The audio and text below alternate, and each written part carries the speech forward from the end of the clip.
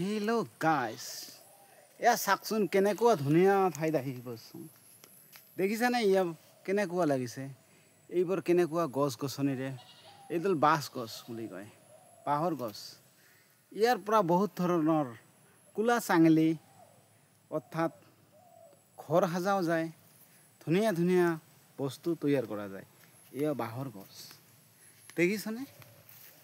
ইয়াত চাইছানে? ইয়াত ঢেকীয়া বুলি কয়, এই ঢেকীয়া বুলি কয়। এইটো কেনেকুৱা লাগিছে চাইছনে?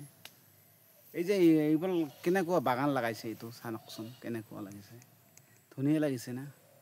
আম কাঠল তাতে বহুত ধৰণৰ বস্তু আছে। এইটো শালৰ গছ, কাঠল গছ দেখিছানে?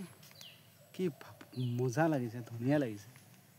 কি প্ৰাকৃতিক দৃশ্যবোৰ চাইছনে? কেনেকুৱা কি যেন ধুনীয়া পৰিৱেশ, ধুনীয়া পৃথিৱীখন, ধুনীয়া সৃষ্টিৰে ভৰা,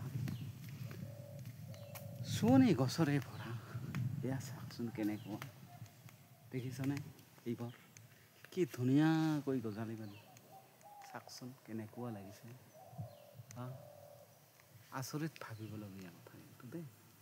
কি ধুনীয়া পৰিৱেশ, কেনেকুৱা কৰি চাওকচোন। এইখন মৰিগানি বুলি কয়। আমাৰ চামাৰিপাৰা গাঁৱৰ আহিলে যেতিয়া চামাৰিপাৰাত আহিব, তাতে চাব মৰিগানি বুলি জেগাখিনি কেনেকুৱা, কি ধুনীয়া, খালি গছ গছনিৰে ভৰা গোটেইখিনি। এইখিনি গোটেই বাঁহ গছ, শাল গছ, চেগুন কাঠ চব আছে ইয়াতে। মানে বহুত কষ্ট কৰি এইখিনিত মানে তৈয়াৰ কৰিছে। এইবাৰ দেখোন কেনেকুৱা ভাল হৈছেনে? এয়া চাওকচোন।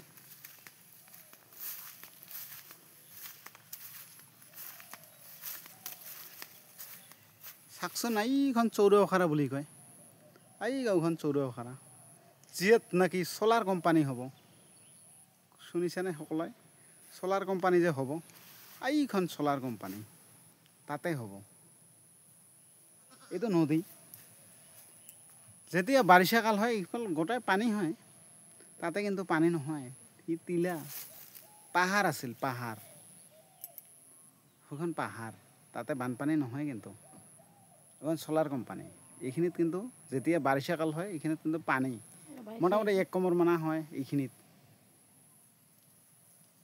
বৰ্তমান পানী নাই, তাৰ কাৰণে এইটো নদীটো কেনেকুৱা হৈছে দেখছোন। নদীটো অলপমান চাব নেকি ৰাইজ? কওকচোন বাৰু, দেখুৱাম অলপমান নদীটো, ভাল লাগিব।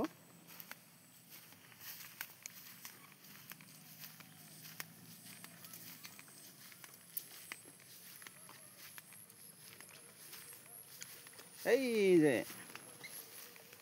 এইটো নদী।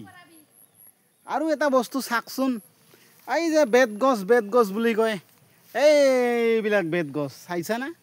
এইবিলাক বেতৰ গছ। ইয়াৰ পৰা কি কি হয়, বহুত কিছু ইয়াৰ পৰা হয়। কিন্তু বেতৰ